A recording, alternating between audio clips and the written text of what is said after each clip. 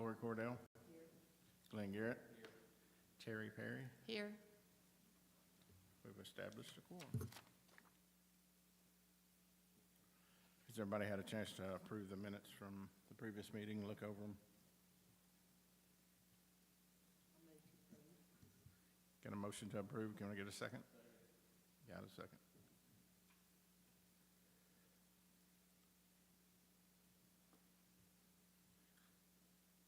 Seeing no comments from the citizens, we'll move on to the reports from the staff division managers. Parks and Facility Division Manager Josh, Gabby. Got several things to talk about here. First of all, as you all know, we had our first annual Veterans Day Parade out at the park. Logistically, from the Parks and Facilities guys, everything went well. I think everybody had a good time. Everybody enjoyed everything, and that's going to be a big event going forward. Like I said, that was the first annual one, so it will happen from here on out on that. You know, all the rec leagues ended right at the end of beginning of November. This year we ended up shutting 3 soccer fields down early, 3 weeks early. And we shut the remainder of them down a week early just because of wear from them. The last 3 years we have had to overseed soccer because of an increase in numbers and an increase in wear. So we've had to overseed in order to have safe playing services in the spring. As many of you have seen, all the Christmas houses are out. Tomorrow the Christmas tree will be put up in front of City Hall and decorated next week. As far as winter projects go, we will be repainting all the park's bathrooms on the insides. The soccer bathrooms have already been finished with the bad weather last week. We will continue doing that throughout the winter. And also at soccer, we are replacing outdated irrigation heads and updating some wiring.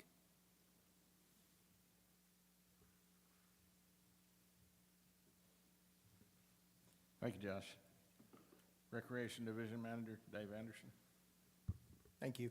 I'm going to add to Josh's comments just a little bit on the Veterans Day Parade. We ended up having over 20 veterans that participated in the parade, which was great, and actually over 50 parade entries, which included some classic cars and some of the schools. The marching band came from Hunters Lane Junior ROTC. We had a really good representation, so very excited for that program to continue year after year for sure. It was also with a partnership. I want to make sure I note that with DJ Johnson and Sage Guard. They were really instrumental in putting everything together. So in collaboration with them, it ended up being a very successful event. So upcoming big events, again, to go in with Josh, Friday is, if you want to take a look at the little invite there, Friday, December the 5th is going to be our tree lighting and Santa's holiday party. The tree lighting will start at 6 p.m. Out here in front of City Hall. We're looking at a welcome. Juanette Turner is going to do our performances. The mayor has not let me know yet who the special guest will be, but I'll find that out next week. And then after the tree lighting, we'll move over to the community center. We'll take a look at the houses, the Candy Cane Village houses before that, then head over to the community center, and that's where Santa's party will be happening. That's going to be at 6:30. We'll have a few more performances then, and some arts and crafts and some snacks over at the community center, as well as the opportunity to take your picture with Santa and Mrs. Claus. So that'll be a fun event as well on Friday. And then after that, the next day will be our annual Christmas parade. That'll be at 4 o'clock, starting at Delmas Lawn Community Center, and then it'll be ending up by Goodlettsville Plaza.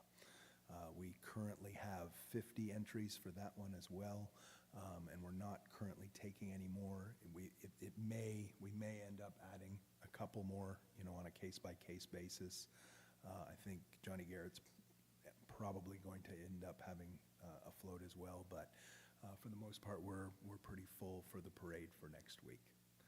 And then one more thing, just because we won't have a park board until this happens, January 26th through the 30th, the community center will be closed for maintenance. We do our annual maintenance where we will paint some of the community center, we'll clean everything up really well, we'll make any minor repairs that is needed. So that'll be that Monday through Friday, and then the next day will be our Valentine's volleyball tournament. So we're closed through the week, but then we'll open that Saturday for the volleyball tournament.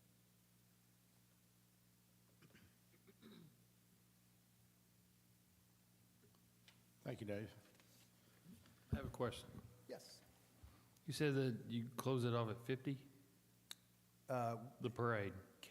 Caleb has closed it at 50. It is not a firm closing. Mostly the deadline passed for parade entries. Okay.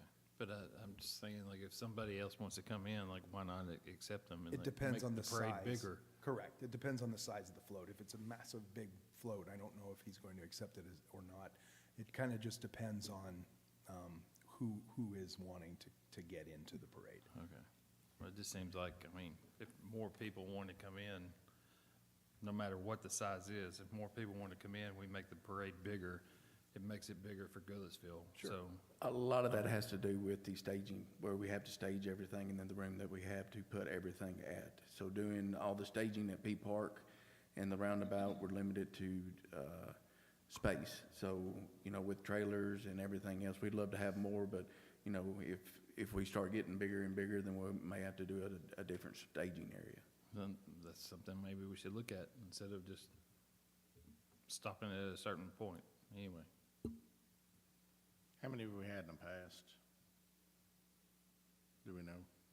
The average is around 40 to 50 participants. Because I know we want growth, so I'm sure that we could probably adapt to it. Looking forward. Moving on to the unfinished business, the LPRF 2020 Rachel's Garden. Yeah, so I will take that as well. The LPRF Rachel's Garden grant has been completely closed out. It's now officially closed out.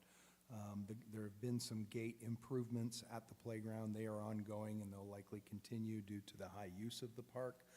We had to change a couple of the latches for the gates. The original gate, the patrons would have trouble opening it. So we adjusted, and we now have one that, go ahead, Josh. I can speak further to that, Dave. Yes, originally, we had a pull-type gate, but when the state did the walkthrough, it was a little bit too high for the ADA compliant, so we went with different latches, but after a couple of months, those latches were no good, so we ended up taking the gates off, having them cut down to 3 feet, and installing the pull-top latches just to make the ease of use better. And it's still compliant with ADA regulations. Yeah. And with the first full month of data, using our placer data, October of 2024, P Park had 7.3 thousand visitors. And October 2025, they now have 12,900 visitors to P Park directly because of Rachel's Garden. So basically, we've got a 77% increase in visitors year over year, demonstrating the substantial growth in our park usage following that project completion. So it's really made a huge impact immediately, and it's been a terrific, terrific addition to P Park.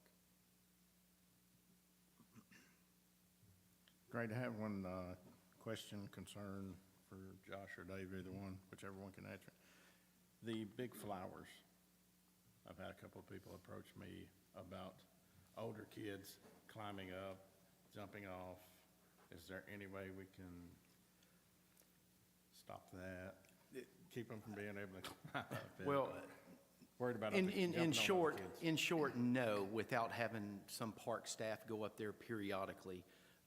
You know, from the maintenance side, one of the things we have had with those big flowers, if you're out there and look up, you will see I think when I did a playground inspection 2 weeks ago, I think I counted 6 balls up there in them, from tennis balls to footballs, even a water bottle. So, I mean, in short, there's no way to prevent that without having dedicated staff, you know, out there.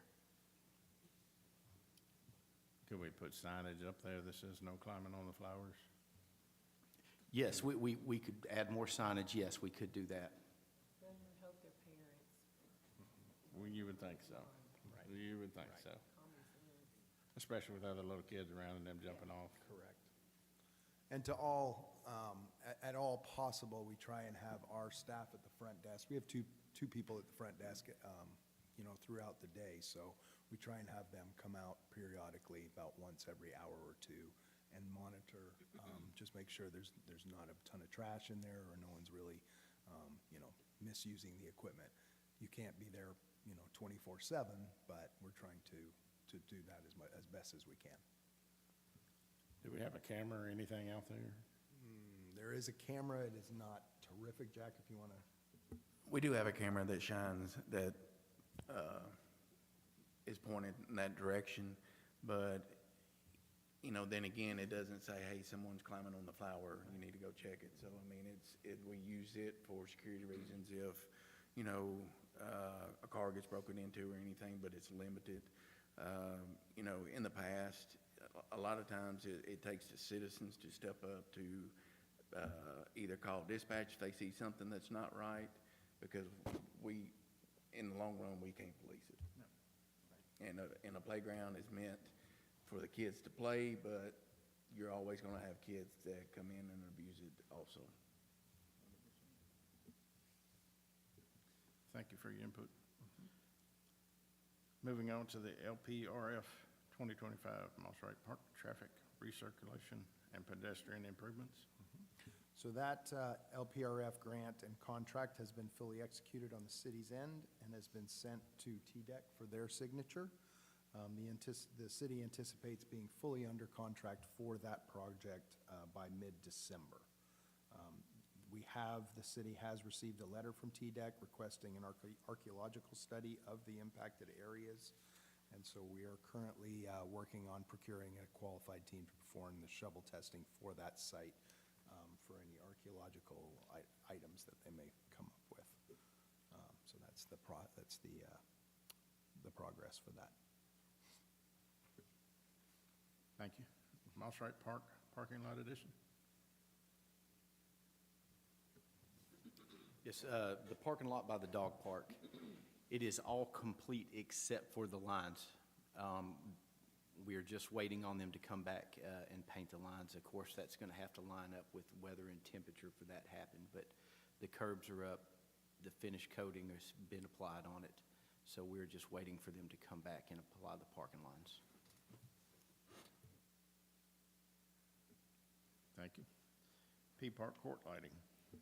So yes, on the court lighting, there was a small delay because we found out that through TVA Energy Right, we were able to put an application in to try to get money back for it. So, you know, with that project, TVA, the city will receive a check for $12,633 for that project. So that's the reason why we had to postpone it, because they had to come out and actually survey the court the way it was before our contractor could move in. So we delayed that until that happened.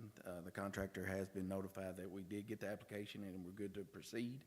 Once that project is done, there will be an additional 15% on the $12,000 on the completed job. So with the TVA incentive, I mean, it was nice to be able to do that.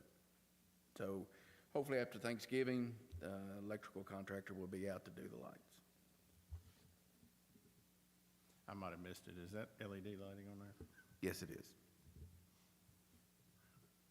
Good, thank you. Moving on to new business, the citywide rebrand. So the city has discussed the need for a unified citywide rebrand to ensure consistency and a cohesive voice across all departments. It's been a part of our project 072, which has about 15 or 20 initiatives, basically just as an overall improvement to the city.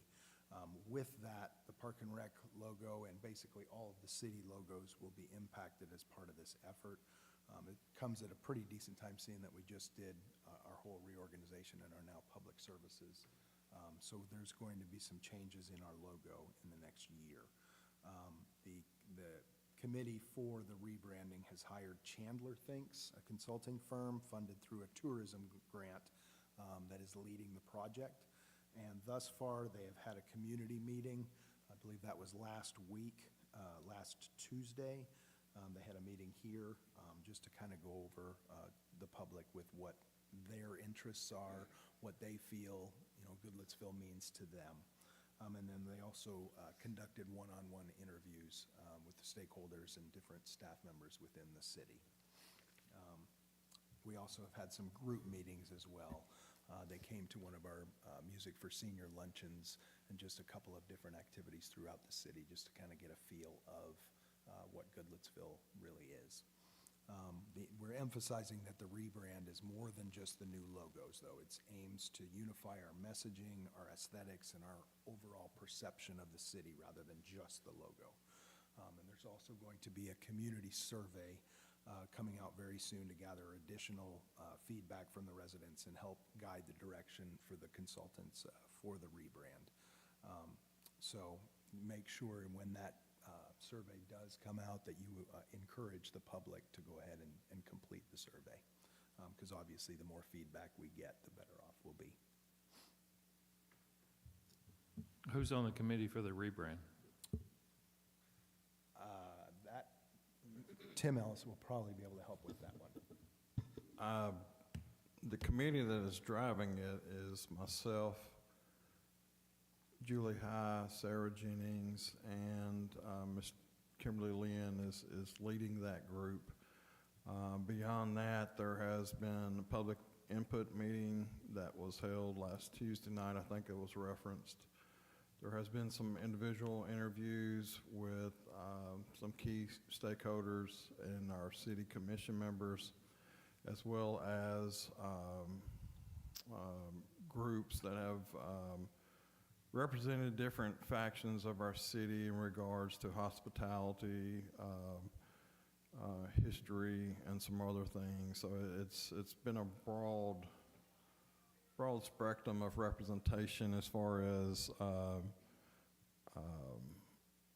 the input that the consultants have received. And I guess, Mr. Huffman, to answer your question, I guess the committee would actually fall back to Julie, Sarah, Kimberly, and myself, but it's far larger than that, and it's pretty much driven by the consultant that we have engaged. Thank you. So the consulting group's getting all the feedback from the citizens? Yes, that's correct.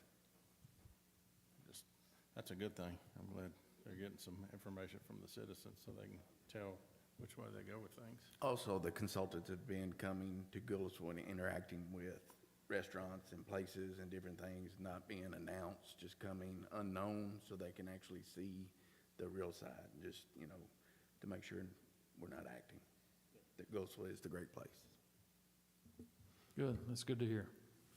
One more thing on that, actually, at that public meeting, one of the exercises was to put in one word what Goodlettsville means to you, and the overwhelming majority of the answers were parks, which was great. That was great to hear for us. But yeah, parks and community were the two big messages that were clear after that meeting. That's not a surprise. Moving on to the new business, the VIP awards dinner changes. Through a Project 072 initiative, a committee reviewed the current volunteer program and determined that it should be more inclusive of all city volunteers. The current VIP Awards Dinner, which stands for Volunteers in Parks, has done a great job celebrating our parks and tourism volunteers, but we realized it doesn't capture the many other volunteers across the city who contribute in so many different ways. So moving forward, the awards dinner will be renamed the Community Impact Awards, and award categories will be updated to remove department-specific titles and will be expanded to include city beautification efforts and volunteers who go above and beyond in service to our community. The 2026 event is going to take place on Tuesday, February 3rd from 6 to 8:30 p.m. So please mark your calendars as you're all invited in recognition of your volunteer service on this board. So again, that's February 3rd from 6 to 8:30 p.m.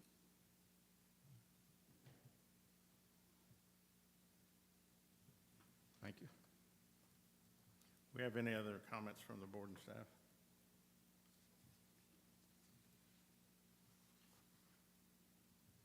Hearing none.